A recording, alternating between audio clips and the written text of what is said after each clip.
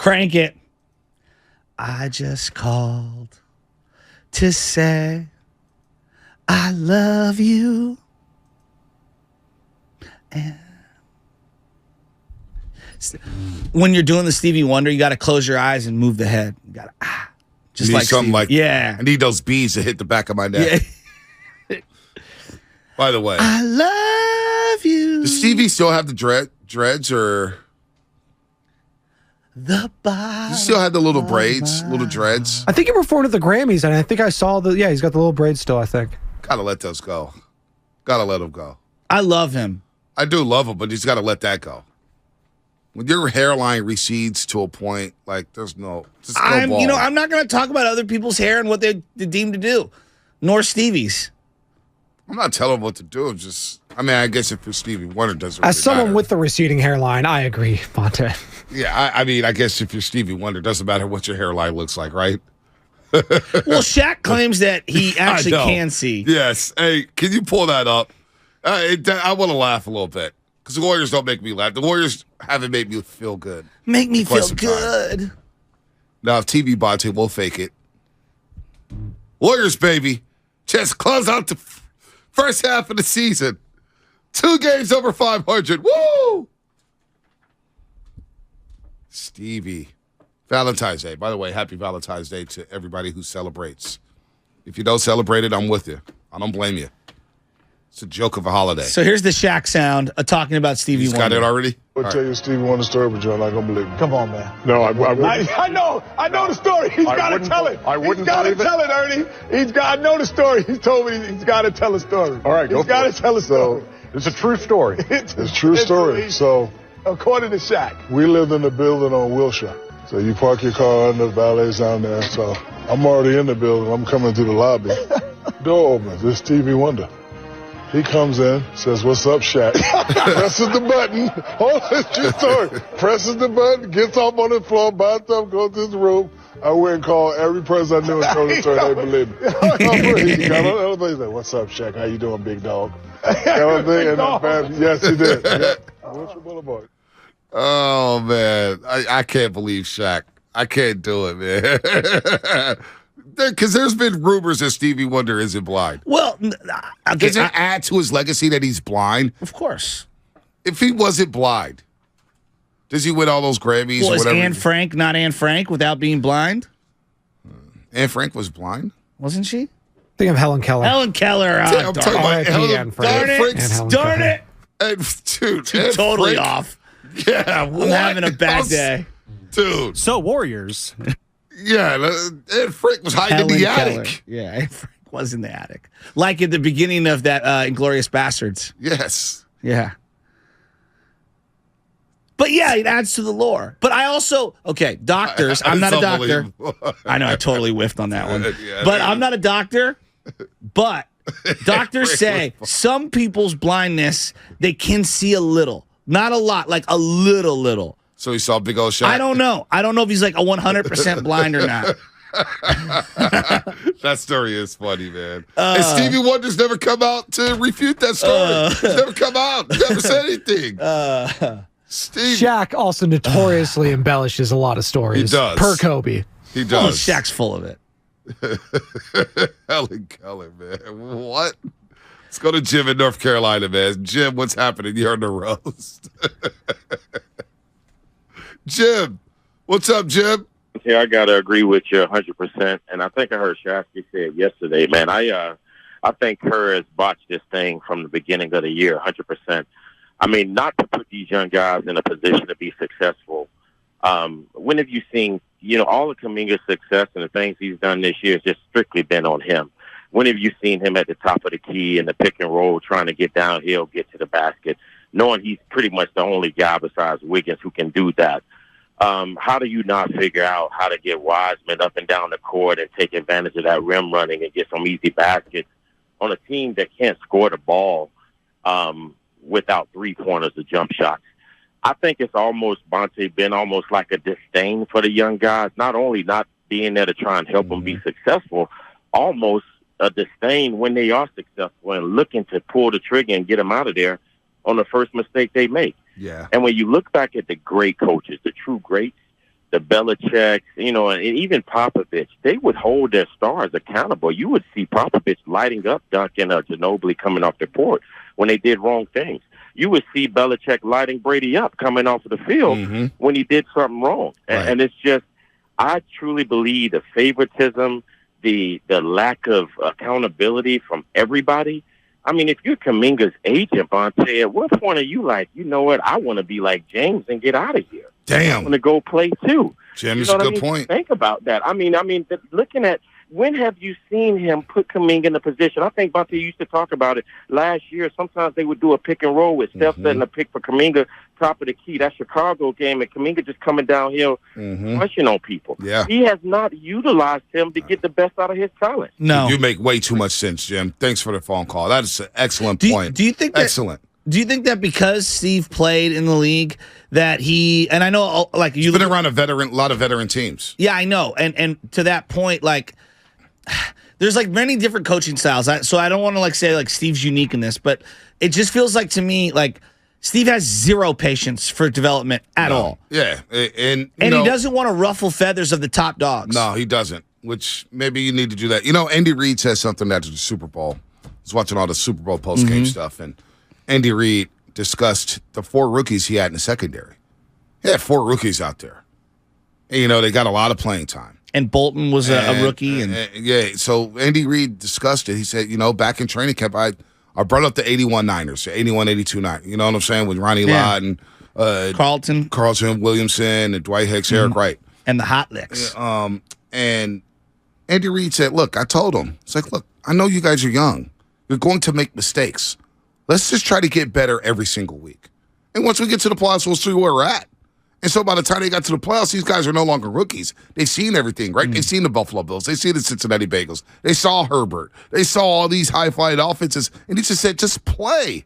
Don't worry about anything. We got no choice, basically, to play you. But just play. Get better every single week. And for me, with Steve Kerr, this happened early in the season where everybody panicked that their 3-7 start. These are the defending champions. 3-7 start, whatever. 10 games into the season. It's an 82-game season, which I didn't get. I didn't get all the freak out.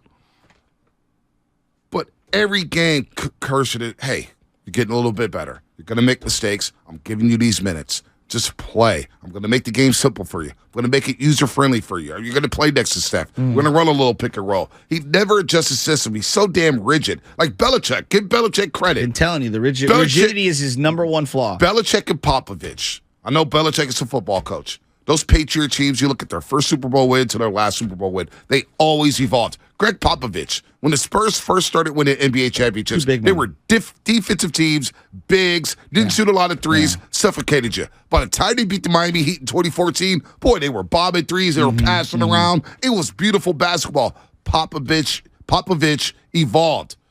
Has Steve Kerr evolved? Has he kind of tweaked this system with new personnel? It's one thing to have veterans there who could just adjust, right? Livingston, Iguodala, but Iguodala's not playing. But Livingston's gone. Can we stop on that? Because everyone's looking for the next Iguodala and Livingston. How many guys in the league right now play the way Iggy and Livingston play? Not too many. So, like, you're looking for something that's very difficult to find. I mean, you're looking for a resource that isn't in abundance throughout the league. So, that being said, what you do have now, or at least what you did have at the beginning of the year, was a bunch of athletes. Right. Make the most out of them being athletic and put them in positions to succeed. I agree. Like, remember the last preseason game? We saw Wiseman and Kuminga on back-to-back possessions run a 2-man game. I said, damn, look at him get to the cup. Little pick and roll, get him entry pass to the post, cut. I'm not saying, I get it. The kids are going to make mistakes. Yeah. You're trying to win games. But early in the season, I think this is where the situation is botched. And now here we are, damn near 60 games into the season, and we still don't know how good Kuminga could be. Wiseman's in Detroit, for crying out loud. And Moody just got off the bench yesterday because you had no choice but to play him. And what do you know? Moses Moody gave you some quality minutes yesterday. All these DNPs messing with their confidence levels. And then I get it. It's the big leagues. You're paying big money to everybody. But Steve Kerr's a great coach who I don't think has had a great season. I'm with you on that. The other part is I think that not having Steph for a long time is, even though their record isn't as bad as we would think it would be, that's hurt them. Not having Clay on back-to-backs, even though it's only like 8 games or whatever it is thus far this year, that's hurt them. Dre missed a little bit of time, but he's been relatively in there. But Wiggins missing as much time as he did, I do think that really hurt the team. Yeah. I really do. But they don't have a very consistent lineup night to night. The other part of this is, what right now, if I were to ask you, Bonte, what's the philosophy on offense for the Warriors? It's ball movement. Is it? They love getting 30 assists. I would boil it down to we bomb threes. Yeah, it's ball movement. We're to get taking open. the first 3 that's open, and we're gonna chuck. They don't always do that though. I don't see all that. I will push back on that and say that there's a lot of ball movement, and they try to get the good shot, the great shot. But they do rely on the three-point a lot. There's a lot of imbalance. Yes. But ball movement, reading, react, all that stuff, Okay. It's all there. But they end up bombing threes. I think that's overcomplicating because I really do think that they're a bomb. It's on a night-to-night basis, they feel like a team that just bombs threes. And when we make them, we win some games. And when we don't, we look really, really, really bad. Yeah. That's to me, it feels like that's their offensive ethos. And defensively, they just can't string together the amount of stops that they used to in years past. They can't lock a team down. Years past, they'd lock a team down for 5-6 minutes. Game will be over. They just don't have that in the bag. No, I don't know how many teams in the league do, quite honestly. For a second, I was like, damn, are they about to blow another game? Oh, I thought they were going to lose that game. Yeah, I was like, oh, here we go again. Ernie Chavez, how long until the roast has a segment called Wiseman Watch? Boy, we're a long way away from that. Remember that, the Wiseman Watch? Tamir in Oakland, my main man. Tamir, what's happening, baby? Tamir, you there? What's up, guys? What's up, Tamir? Yeah, I'm here. Can you hear me? Yep, we got you. All right. Hey, I was going to say what you guys said, so I just flipped the script a little bit. I put on my coaching hat. And Joe, you said it. Bonte, you both said it. For me, it's like you got to treat your players all the same, even if you got stars. And I think that's what's frustrating for me watching the Warriors is the coaching, because at one point, like you guys said, Draymond or Clay will make a bad play, and it's just like, oh, okay, whatever.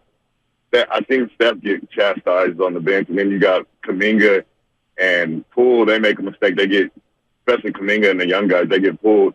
So just me watching from a coach's eye, you see that they're playing timid. So if you're playing timid, you're scared to make a mistake. You're not going to learn anything. So that's just my frustration is like that, plus them thinking that they could just turn it on like they used to anymore. Exactly. The league has got faster. We don't have those athletes like we used to that can lock folks up. And you also just said it, Bonte. I don't think we've adjusted our offense. The league's caught up to the read and react. Mm-hmm. I think that's why they're starting to shoot a lot of threes. Like when the people are jumping your screens and stuff, and they know, Curry's about to come off this screen right here. Clay's about to come off here. That's how you notice that JP and Kuminga get stuck with the ball, and it's like 3 or 4 seconds left on the clock. Right. They'll pass to Wiggins or they'll just bomb a three. And I think that's where the frustration is. It's like we haven't adjusted, like you said, Popovich or Phil Jackson or one of those top coaches. You have to adjust as your players, because we're not going to have those high IQ Livingstons and Iguodala. Right. Unfortunately, a lot of kids don't stay in college as long anymore, so they're just coming in there AAU style. Don't really play defense like that anymore either. So yeah, you're 100% correct. Combined. 100% correct. Great call, Tamir. You are listening to 95.7 The Game. KGMG FM and HG1 San Francisco, always live on the free Odyssey app. Download the Odyssey app and favorite 95.7 The Game for the best and most up-to-date sports coverage. Don't forget the segment was also sponsored by Golden State, serving the Bay Area for 3 generations. When you succeed, we succeed. Visit GoldenStateLumber.com. Baldy coming up in 27 minutes to talk Super Bowl. Dora right at 8 o'clock, as well as shout out to YouTube, Twitch, and the Xfinity Mobile text line. Download the Odyssey app as we talk a little Dubs here. They do get the win. 135 to 126. This didn't feel great. It just doesn't feel like their year. Yeah, they give up 39 points in the first quarter. Porzingis is feeling comfortable. Bradley Beal all of a sudden starts bombing. Especially Kendrick the third Nunn. quarter. Kendrick Nunn's fast. Dude, fast. He looked athletic. They're getting wide open threes. The Wizards has shot 75% in the first quarter. Ponce, they gave up almost 40. To the Wizards. What are they? Okay, Lubman, we pulled a bunch of stats. Wizards been playing better. Wizards, I'll give the Wizards credit. Okay. They were 7-3 in their last 10. You know, whatever. But like, Nice okay, but we were pulling the stats because I was like, man, it feels like, because we were talking about it in the thread, because you were talking about defense and whatever. And my thing isn't more defense. It's like, it just feels like they give up a ton of points in the first quarter every game. Yeah. And teams feel good playing against them. Like, hey, ball's going in the hoop. Yeah. Like, they never, I don't know, man. And I looked up the stats. What were they, 24th? In first quarter points? They are allowing 30.1 points a game. That is good for 23rd in the league. That's not good. They're not setting the tone. And everybody wants to talk about the starting lineup having the best net rating, yet you're giving up 30 a quarter in the first. And letting teams feel hella good about themselves. Great. They walk into the gym, it's like, oh, there's some 30 back. Mm-hmm. Like, Philly, awesome. Zero resistance. And that's why when people say they blame it, remember the first road trip when they went 0-5? Yeah. And everybody blamed the youngsters. They gave up so many points in those first quarters. And then, again, the last 5 minutes, that's winning time. How many minutes did Kuminga and Moody play last night combined? Moody played 8 minutes and 15 seconds. Kuminga played 13 minutes and 4 seconds. So we're talking about two guys that 21 played minutes. Grand total of 19 of the total minutes on the floor. 21 minutes. 21 minutes. Okay. 21 minutes, Bonte. 21 minutes and 19 seconds. Why we keep deferring back to the youngsters, like they're this big problem cement bag that's holding back the wagon of the Warriors, is just, it's not true. Draymond Green had 3 fouls in the first half yesterday with about 7 minutes left. And then got his fourth immediately and begged Steve Kerr to challenge it. Right. He lost his challenge and he got his fourth foul. And you know what's crazy about that? He's so scared of Draymond in those situations. Draymond so scared. Always does the challenge. Every time. Kerr does it. He's never fouled anyone. Unbelievable. We'll get to the Wiser sound because I want to get to this in a second. No, but like I just want for just a second. And again, I get it. Draymond has earned the benefit of the doubt. I am not denying that. But I want you to watch the demeanor when Draymond Green is screaming at Steve to challenge something and how afraid he is for any pushback at all versus Kuminga misses one assignment and has to sit on the bench. I was thinking about this. I was actually thinking about this over last weekend.